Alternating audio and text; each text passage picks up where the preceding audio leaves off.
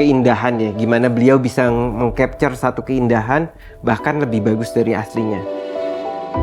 Terdapat kecantikan yang terpancar dalam setiap karya yang dia buat.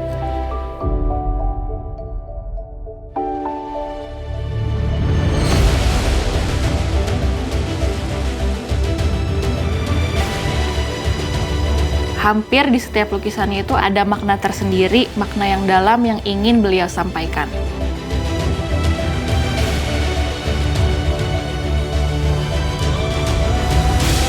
Beliau tuh sangat mencintai Indonesia ya, dengan kekayaan budaya dan segala macam. Nah, itulah ekspresi beliau untuk menggambarkan sebuah lukisan. Yang memang ada kaitannya dengan seni itu Bapak sangat support banget.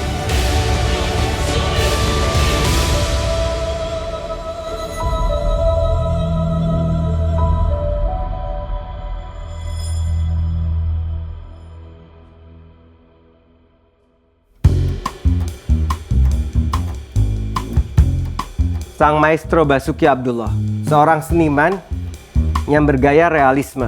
Ada makna-makna yang tersembunyi gitu di lukisannya. Pak Basuki itu sangat mencintai kebudayaan Indonesia. Orangnya memang menekuni seni itu juga nggak hanya memang ngelukis sih, memang di musik juga, di tarian juga. Tapi banyak kritik menganggap bahwa lukisannya kurang realistik. Tapi kalau menurut gue pribadi, itu terjadi karena beliau menggambarkan sesuatu lebih indah daripada aslinya. Gue Bill Muhdor, gue seniman. Nama aku Viera, Creative Director dan juga guru visual art di sekolah swasta. Nama gue Satrio Ramadan, gue bekerja sebagai fotografer. Nama saya Titi Umi Kurniawati, saya Kepala Museum Sumpah Pemuda, sekaligus PLT Kepala Museum Basuki Abdullah. Saya dengan Cecilia Sidawati, putri kedua dari pelukis Basuki Abdullah. Dan hari ini kita bakal bahas tentang lukisan Basuki Abdullah.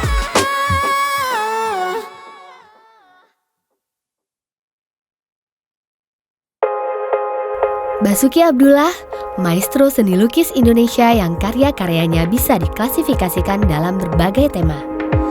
Namun, di antara semuanya, lukisan potret adalah yang paling dikuasai dan notabene menjadi ciri khasnya.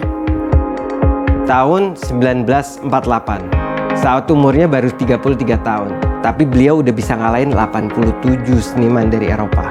Ini pada waktu sayembara lukisan potret Ratu Juliana, seorang ratu dari Belanda. Ini di mana Pak Bas namanya sebagai seniman di mancanegara melesat langsung. Yang pasti orang harus realize something. Ini satu lukisan yang buat kita semua bangga sama Pak Basuki Abdullah. Sejak kemenangan itu, karir Basuki Abdullah sebagai pelukis resmi dimulai. Dari Ratu Juliana, karir Basuki Abdullah berkembang terutama di tema seni potret. Ada satu lukisan yang aku suka dan pernah aku reproduksi juga. Salah satunya ini, gadis Bali. Saya membuat lukisan ini di tahun 2018. Memang suka banget nih sama gaya naturalismnya. Jadi kayak cantik gitu, visual dari lukisan itu cantik banget.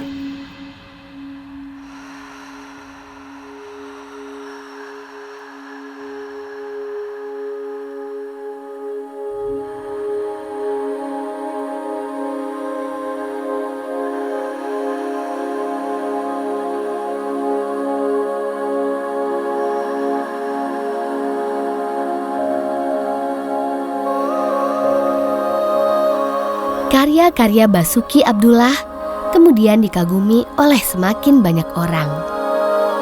Tidak hanya karena keindahannya, tetapi juga karena teknik, ketajaman detail, keluasan sapuan kuas, sampai ekspresi objek yang terasa hidup.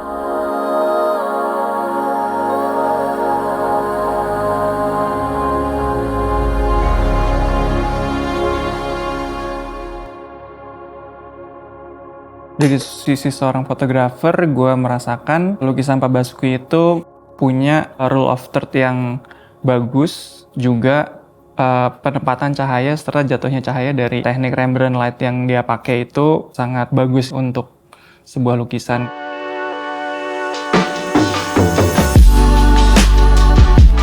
Kalau kita sebagai fotografer bikin sebuah foto itu masih dibantu sama cahaya. Cahaya itu bisa kelihatan langsung di model dan di subjeknya itu langsung kelihatan. Sementara Pak Basuki kan bikin lukisannya itu harus ngebayangin gimana jatuhnya cahaya itu, gimana gradasinya cahaya itu. Terus juga satu hal juga yang menarik dari lukisan itu, dia bisa membuat warnanya itu benar-benar nyaman buat dilihat. Dan memilih background sama objeknya tuh bisa menggunakan warna yang berbeda dan enak di mata. Lukisan Strolling Pak Basuki Abdullah. Kalau melihat langsung ke visual ya, kita bisa lihat ada satu perempuan menggunakan baju modern, terus kemudian ada perempuan agak belakang gitu ya, posisinya sebenarnya nggak terlalu jadi kayak main object, ada perempuan menggunakan kebaya, dan ada dua laki-laki. Jadi kalau kita lihat, itu ada pergeseran nilai budaya yang misalnya budaya yang biasa digunakan itu menggunakan kebaya, sekarang perempuannya jadi menggunakan pakaian yang lebih modern, dan orang mungkin malah lebih tertarik sama yang sudah meninggalkan budaya itu. Ada salah satu lukisan yang luar biasa itu lukisannya Nyi Roro Kidul ya, di mana digambarkan itu adalah seorang tokoh yang cantik, cantiknya luar biasa dengan menggunakan pakaian serba hijau, dan itu ada filosofinya tersendiri. Yang Nyai Perlindungan itu menurut gue cara teknis itu lukisannya lebih gelap, lebih misterius, tapi tetap dengan subjek yang terang, dengan pilihan bajunya yang ngejreng, terus dengan selendangnya yang merah, itu bikin kontrasnya di lukisan itu bagus banget. Lukisan Pak Bas di Bunda Maria mempunyai warna yang harmonis banget. Bunda Marianya elegan, terus pencahayaan di belakangnya juga membuat ini karya tambah ada rasa mistisnya. Mistis dalam artian keagungan sih, bukan mistis dalam arti serem, tapi ini lebih keagungan. Kayak ada misteri yang bisa lo rasain di dalam hati lo saat ngelihat lukisan Bunda Marianya Pak Basuki Abdullah. Sementara kalau yang di Lady Kebaya, looknya itu lebih elegan, lebih tertata. Wanita Jawanya tuh kelihatan banget gitu loh. Sementara kalau yang di Nyai Perlindungan, rasa yang didapat itu yang kita lihat tuh lebih misterius, tapi tetap cantik, tetap elegan.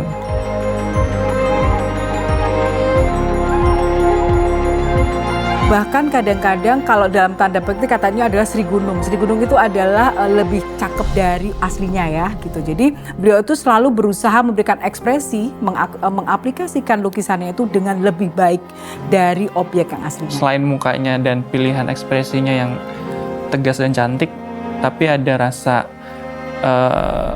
ketangguhan dari seorang wanita. Dari masing-masing visual lukisannya pun itu merepresentasikan hal yang berbeda gitu. Jadi bisa dimaknai bahwa setiap perempuan memiliki keindahannya tersendiri, memiliki cantiknya dengan karakternya masing-masing, dan perempuan juga merepresentasikan bahwa keindahan itu bisa dimiliki dari setiap perempuan. Berbagai macam budaya-budaya baju itu adalah simbol dia bahwa inilah kekayaan budaya kita. Kekayaan kebudayaan selain pakaian, kemudian ada kearifan lokal. Dan beliau itu mengangkat bahwa kita harus mencintai produk dalam negeri kita. Kita harus bisa, siapa lagi kalau bukan kita yang melestarikan kebudayaan kita, khususnya pakaian-pakaian adat yang ada di Indonesia. Karya-karya Basuki Abdullah memang berbeda. Ia glamor, tapi kadang dianggap terlalu sensual. Ia cantik, tapi juga kontroversial.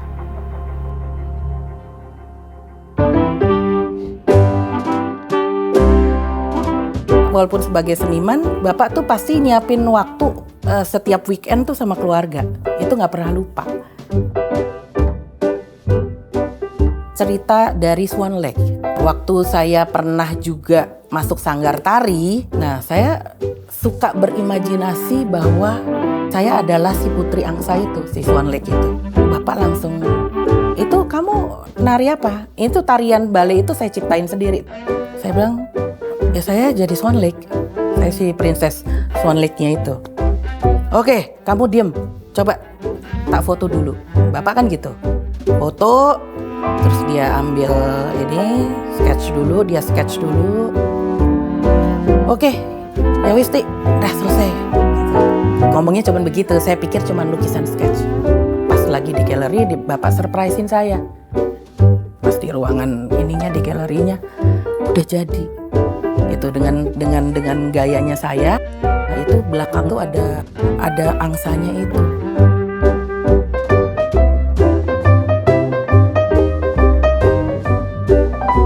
Karya-karya potret perempuan yang indah dari Basuki Abdullah akan selalu abadi. Tapi yang lebih abadi lagi adalah cerita tentang para perempuan yang mendukung Basuki Abdullah dari lahir hingga akhir hayatnya. Sang ibu, istri, anak, dan para sahabat. Menurut gue Pak Basuki Abdullah punya impact yang gede banget buat Indonesia, terutama di dunia seni.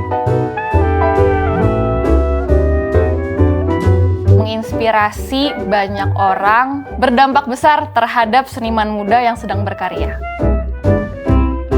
Buat para penikmat seni, lo semua wajib tahu karya Pak Basuki Abdullah. Pak Bas itu orang yang luar biasa, berdedikasi tinggi, punya prinsip, dan sangat idealis.